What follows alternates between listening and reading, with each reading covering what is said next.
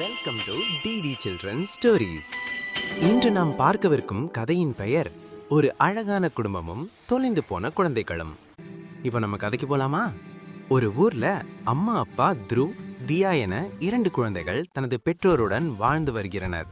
இந்நிலையில் பெற்றோர்கள் தியாவின் பிறந்தநாள் விழா கொண்டாட்டத்திற்காக கேக் வெட்டி கொண்டாட வேண்டும் என்று கேக்கை வாங்கி வந்தனர். கேக்கை பார்த்த சந்தோஷத்தில் குழந்தைகள் துள்ளி குதித்தனர். மேலும் குழந்தைகளின் நண்பர்கள் வீட்டிற்கு வர கேக் வெட்டும் போது கைதட்ட குழந்தைகள் உற்சாகத்துடன் கேக்கை வெட்டினர். பின்னர் பிறந்தநாள் விழா உற்சாகத்தின் முடிவடைந்தவுடன் இருவரும் பிளே கிரவுண்டுக்கு சென்று விளையாட தொடங்கினர். நீண்ட நேரம் விளையாட கொண்டிருந்ததால் கோபமடைந்த குழந்தைகளின் தாயார் வந்து படிக்கும்படி குழந்தைகளிடம் கூறினர். தாயின் பேச்சை கேட்காமல் விளையாடி கொண்டிருந்த குழந்தைகள் அம்மா வந்தவுடன் படிக்கும்படி நடித்தனர். இதை பார்த்த அம்மா குழந்தைகள் நீங்கள் என்ன நடிக்கிறீர்களா என்று கேட்டு இருவரையும் திட்டினார்.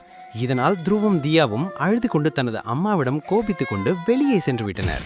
செல்லும் வழியில் தனது பழனி சாமியார் தாத்தாவை பார்த்து தனது அம்மா தங்களை அடித்தது குறித்து சொன்னார்கள்.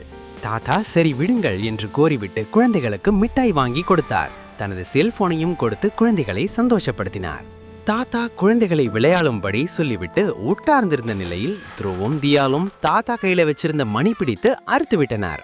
இதனால கோவத்துல பார்த்தா த்ருவையும் தியாவையும் அடிக்கிறாங்க தாத்தா. தாத்தா கிட்ட இருந்து பயந்து போன குழந்தைங்க எங்க போறதுன்னே தெரியாம ஒரு காட்டை பார்த்துட்டு நிக்கிறாங்க. அந்த நேரத்துல ஒரு சிங்கம் இவங்க பின்னாடி போறத பார்த்து பயந்து காட்டுக்குள்ள ஓடி போறாங்க. காட்டுக்குள்ள போனதும் ஒரு ஒட்டகச்சிவிங்கி இவங்க பின்னாடி இருக்கிறத பார்த்து சந்தோஷத்துல துள்ளி குதிக்கிறாங்க.